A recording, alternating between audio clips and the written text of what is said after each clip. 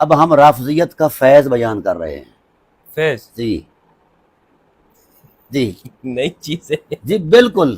اچھا. یہ جتنے بھی اہل سنت کے ہاں. ہمارے اکابرین ہیں، محدثین ہیں، مفسرین ہیں، سیرت نگار ہیں، مورخین ہیں، علم کے جس درجے میں، متکلمین بھی، ان سب کو رافضیت کے خزانوں سے فیض ملا ہے، وہ بھی علم کا اور دین کا. اچھا.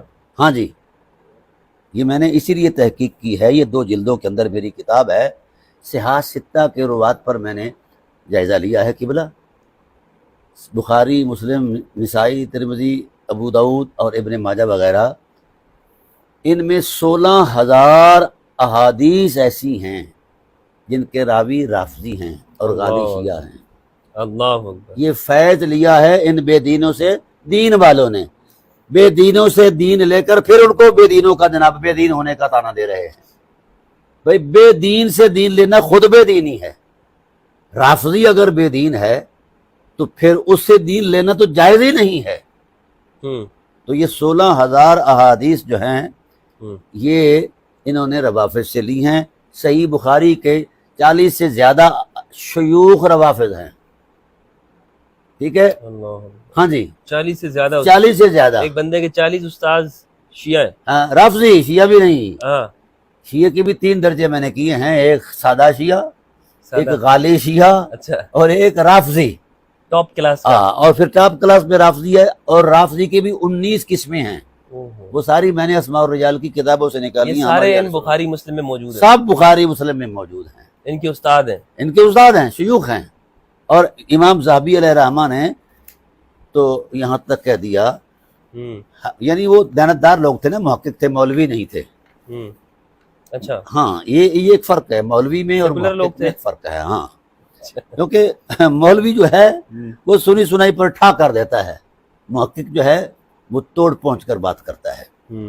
امام ذہبی کہتے ہیں کہ یہ لکھا ہوا ہے کہ فہذا کثیر فی التابعین و تابعیہم مع الدین والورع والصدق فلو رد حدیث ہؤلاء الذی ہؤلاء لذهب جملۃ من الاثار النبوۃ وهذه مفسدۃ بینۃ. یہ جو روافض ہیں، یہ جو شیعہ ہیں، غالی ہیں یا سادہ شیعہ ہیں، یعنی ماٹھے شیعہ، کچھ تیز شیعہ، کچھ اپالو شیعہ، ان کی بھی تو نسلیں ہیں نا جی.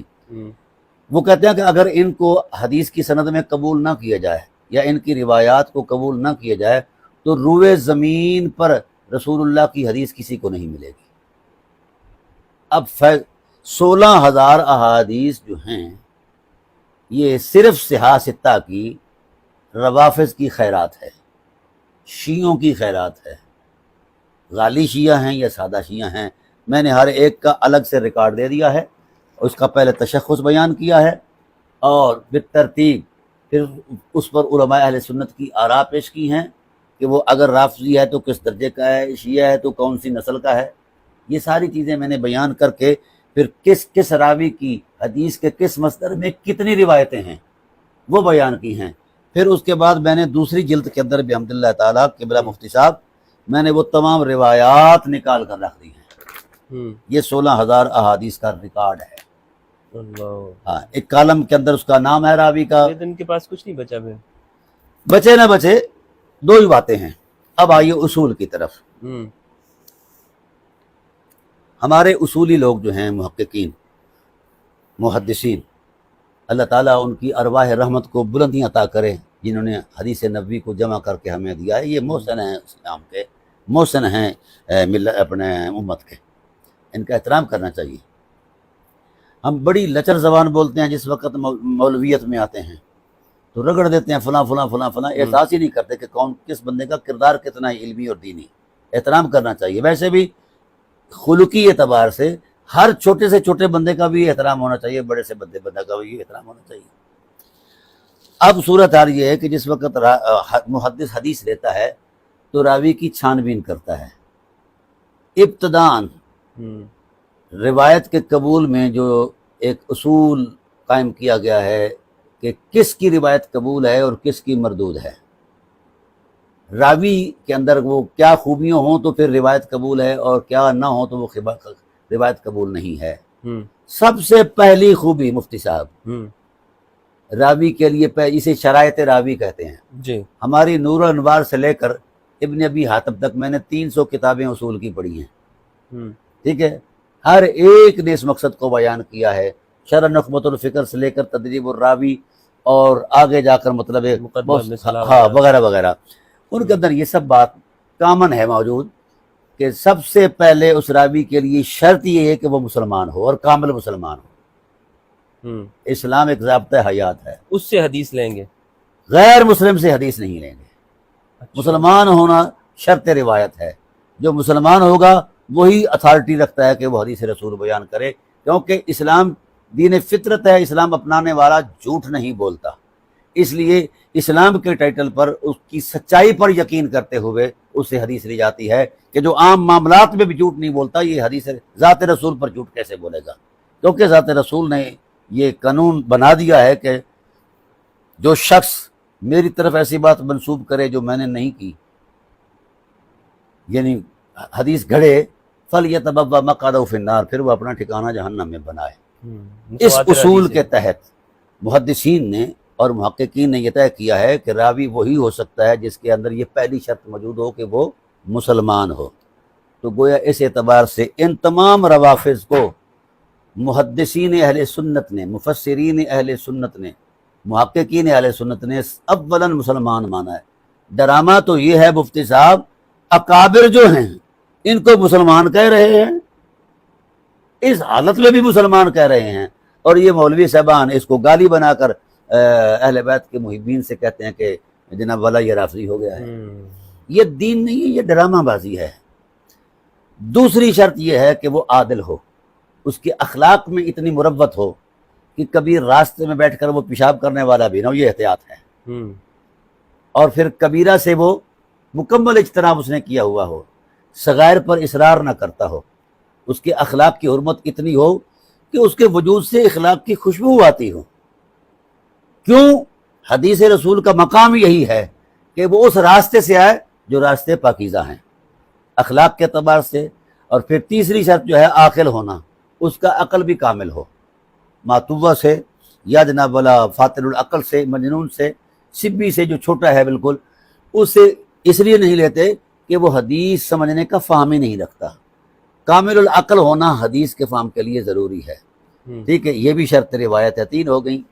یعنی پہلی شرط اسلام, دوسری شرط عقل, تیسری شرط عدالت, چوتھی شرط وہ ضابط ہو, تام الضبط ہو, کہ ایک ایک حرف کو کاملاً سنا ہو, اس کی حیات ترکیبیہ کو جانتا ہو, فہم رکھتا ہو, اس کے مضمون کو, مفہوم کو وہ محفوظ رکھتا ہو. پھر اصلاً اس پر یعنی جو اصولی شرط لگائی کہ جب سے اس نے سنی ہے حدیث ادائے روایت تک, یعنی آگے کنوے کرنے تک, خواب 100 سال کا عرصہ گزر گیا ہے, ایک لمحہ کے لیے بھی اس حدیث کے خلاف اس نے زندگی میں کبھی عمل نہ کیا ہو. یہ 20 چھلنیاں ہیں جو ان معیارات سے گزرتا ہے. وہ صرف ہوگا کوئی, ہاں وہی عرض کر رہا ہوں, جو ان معیارات سے گزرتا ہے وہ تو غوث کتب ابدال ہوتا ہے, بہت بڑی شخصیت ہے اس کی روحانی ہے. کیونکہ یہ سارے معمولات بہت بڑی عظمت کہ اس نے زندگی میں کبھی کبیرہ نہ کیا ہو, ہاں, اور صغائر پر اصرار نہ کرتا ہو. اللہ کا ولی ہے بھائی, عجیب ولی ہے. تو اب ڈرامہ دیکھو, 60,000 سے زائد روات میں نے تلاش کیے ہیں. 60,000 سے زائد ہمارے جو کتب تفسیر ہیں اس کے اندر جو روات ہیں, کتب سیرت جو ہیں اس کے اندر بھی ہیں, کتب تاریخ کے اندر بھی جو روات ہیں, وہ سارے رافضی ہیں, شیعہ ہیں. 60,000 سے زائد. یہ تو ابھی جو جائزہ میرے سامنے پڑا ہے یہ تو صرف سیاستہ کا جائزہ ہے, اور یہ ہمارے فقہا, ہمارے محققین تو ان کو حدیث کی کتابیں نہیں مانتے. وہ کہتے ہیں یہ فقہ شافی پر لکھا ہوا ایک مرتب مجموعہ ہے اور ان کی فقہ پر دیے گئے دلائل ہیں. مان لیا کہ یہ حدیث ہی ہے, کیونکہ ہم پڑھتے پڑھاتے ہیں, حدیث کی کتابیں مانتے ہیں, لیکن ان میں 16,000 احادیث ایسی ہیں جو روافظ سے آئی ہیں. اب اگر رافضیت کوئی پلیدی ہے تو یہ 16 یعنی پھر وہ سیاستہ ساری پلید ہو گئی. اب میں ان غیور مفتیوں سے کہوں گا جو بڑے بازو لہرا کر جناب والا محبان اہل بیت نبوت پر برستے ہیں, کبھی رافضی کہتے ہیں, پہلے یہ گالی دیتے تھے تفضیلی ہونے کی, تو وہ برداشت کر لی گئی, تو کوئی مسئلہ نہیں, کوئی فضیلت علی کا قائل ہے. پھر وہاں ان کا ٹھہراؤ نہیں ہوا، پھر انہوں نے گالی کو مزید سخت کیا، تفصیلی کو پھر شیعہ کہہ دیا، پھر مزید کسی کی محبت دیکھی تو کہا یہ شیعہ بھی نہیں غالی شیعہ ہے۔ اب ان کی جو سپرلیٹو ڈگری ہے وہ رافضی ہے، ٹھیک ہے۔ تو ہمارے پیش کردہ بیان کردہ تعریفات کے اندر رفض کے معاملے میں کوئی ایسی دلالت نہ لفظی ہے نہ معنوی ہے، نہ کوئی تاریخی ایسی صورت ہے کہ جو اصحاب رسول کو گالی گلوچ دیتا ہے وہ شیعہ ہے یا رافضی ہے، ایسا نہیں ہے، ہمارے علماء نہیں مانتے۔ جو شیعہ اس معنی میں تو پھر اچھا کام ہو گیا وہ جب اللہ کے ولیوں سے انہوں نے اہل سنت جی کی میں نے کتابوں پہلے ہی آپ سے کہا تھا کہ انہوں نے روافض سے فیض لیا ہے، روافض ان کے مرشد ہیں مولویوں کے۔ اب اگر ان کے اندر غیرت ہے تو سیاستہ پڑھنی چھوڑ دیں، پڑھانی چھوڑ دیں، کیوں کہ ان کے نقطہ نظر کے مطابق رافضیت ایک پلیدی ہے، بالکل صحیح۔ ٹھیک ہے۔ تو پلید بندے سے پاکی کا تو کوئی تصور ہی کام نہیں کر سکتا، تو حدیث پھر رسول لے رہے ہیں۔ ہاں اگر ان میں مزید غیرت ہے تو کم از کم یہ سیاستہ ہی پاک کر لیں، یا تو یہ روایات نکال دیں۔ اور مفتی صاحب حیرت والی بات یہ ہے کہ جتنی روایات میں نے نقل کی ہیں وہ ساری معمول بہا ہیں جن پر حنفیت، شافیت، مالکیت کا مدار ہے۔ اب یہ چاروں مذاہب چیلنج ہو گئے ہیں، اگر رافضیت کو ہم کافر کہتے ہیں تو بھائی بدلنا ہوگا اپنے آپ کو، یا تو ان کو گلے سے لگانا ہوگا یا دل سے ذہن سے نکالنا ہوگا اور حدیث و سنت میں یا تو نکالنا سیاستہ سے ہاتھ اٹھانا ہوگا، ہوگا۔ ہاں بالکل، سیاستہ سے تو یہ تو 200 یا راوی ہیں شیعہ نا کو جی، کافر کہنے سے چپ یہ ہوگا۔ تو 200 تقریباً راوی ہے نا جی۔ ہوں، سیاح کے علاوہ جو احادیث ہیں یعنی ستہ، تو سیاح صرف 57 کتابیں پڑھائی جاتی ہیں، 50 سے زیادہ سیاح ہیں، ان میں نہ جانے کتنے ہیں، پھر معاجم ہیں، مسانید ہیں، پھر کئی اصناف کتب ہیں جن پر لاکھوں حدیث کا ذخیرہ ہے، اور ان میں یہ سارے موجود ہیں، ٹھیک ہے۔ تو مولا کائنات سے قلبی تعلق جو ہے، لگاؤ جو ہے، شغف جو ہے، یا ان کی ذات میں کھو جانا جو ہے، یا ان کے ساتھ سرشار ہونا ہے ان کے ذکر فکر سے، یہ مذہب سے تعلق نہیں رکھتا، یہ تو فطرت سے تعلق رکھتا ہے۔ اور اس ٹائٹل پر سب سے پہلا امام رافضیوں کا، سب سے پہلا امام شیعوں کا، جو مولا کائنات کو اس ٹائٹل پر دیکھتا ہے، سب سے مقدم سمجھتا ہے، اسے عبداللہ ابن مسعود فقیہ امت کہتے ہیں، اور ان کی جماعت ہے پوری صحابہ کی، یہ شیعہ تھے یہ شیعت ہے عبداللہ ابن مسعود۔ عبداللہ ابن مسعود اس تعریف کے مطابق۔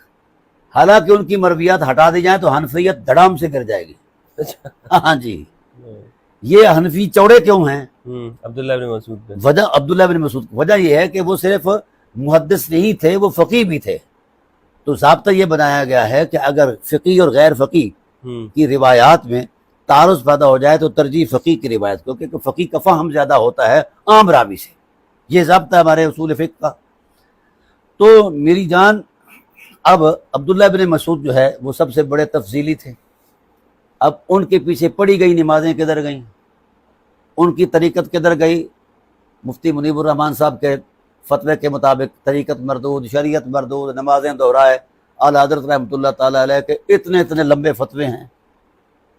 تو بھائی دیانت علمی کچھ اور ہے، مذہبی تراش خراش کچھ اور ہے۔ تو اب ان کو چاہیے انصاف کا دامن لیں، تو اپنے استادوں سے، یعنی حیرت ہے، یہ میں نے ریکارڈ دیا ہے پورا، کتنے شیوخ روافض، بخاری کے کتنے ہیں، دیگر کتب کے کتنے ہیں۔ تعجب اس بات پر ہے، اگر یہ لوگ خبیث تھے، پلید تھے، اور ان کی نشاندہی کی بھی گئی ہے، شتام رافضی، خبیث رافضی، زائغ رافضی، فلاں فلاں، باوجود ان چیزوں کے بھی ان سے جناب اللہ روایتیں لی گئی ہیں، علم لیا گیا ہے، دین لیا گیا ہے۔ تو بھئی اب دو باتوں میں ایک بات ضرور ہے، یا تو یہ حدیثیں نکال کر پھینک دیں، یا سیاستہ جلا دیں، یا یہ راوی نکال کر کرائے پر راوی لے آئے، میں مان لوں گا۔ کہاں سے لائیں گے یہ؟ ہاں جی، یعنی اخبار اشتہار دے دیں، یہ ہمارے خطائی بھائی یا جتنے جن کو آج کل بڑی تکلیف ہے، رافضی کی رٹ لگاتے ہیں، ڈھول بجاتے ہیں، اور ہر ایک ہمارے بڑے بڑے بزرگوں کے ساتھ انہوں نے بدماشیاں کی ہیں۔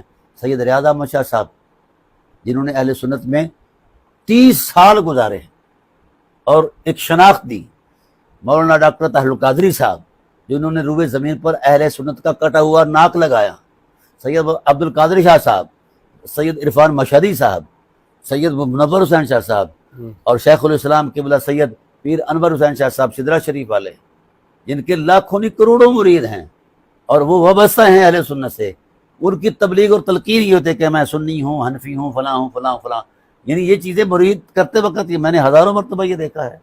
तो उन पर ये मौलवी बेचारे जिनको शायद हो सकता है बीबी रोटी भी ना देती हो, और वो जनाब वाला इस पर बरसते हैं, इन पर फतवे लगाते हैं कि ये मरदूद हो गए हैं, फलां हो गए हैं, और बड़े बड़े सख्त लफ्ज़ बोलते हैं, गैर पार्लिमानी लफ्ज़ बोलते हैं, ज़बान दराजी करते हैं। ये वही तसलसल है, मैंने किताब में लिखा है कि उस वक़्त के अहले बैत को उस वक़्त के उम्मी गुंडे जो थे वो गाली गलौज करते थे, और इस वक़्त के अपने अहले बैत को आज के जो उम्मी गुंडे हैं या उनके जो रेज़ा खार हैं वो गाली गलौज करते हैं। ये इनकी पुरानी फितरत है।